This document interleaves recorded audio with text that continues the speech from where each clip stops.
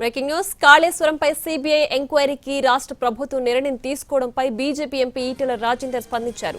రాష్ట్ర ప్రభుత్వం తమకు చేత కాదని అర్థం చేసుకుందన్నారు ఈటెల.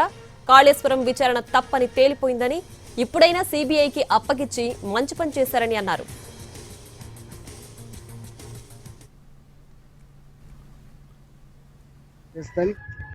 మంచి పని చేసిండ్రు. వాళ్ళకు చేత కాదని తెలుసు, వాళ్ళ రిపోర్టు తడకని తెలుసు, వాళ్ళ రిపోర్టు నిలవదనేది వాళ్ళకి అర్థమైంది. కాబట్టి ఇవాళ వాళ్ళు డిజైన్ చేసుకోవడం కోసం ఈ పని చేశారు. ఏది ఏమైనప్పటికీ కూడా ఖచ్చితంగా సిబిఐ సంపూర్ణంగా ఎంక్వైరీ చేస్తుంది. దాంట్లో జరిగిన అక్రమాలను వెలికితీస్తారనే విశ్వాసం మాకుంది.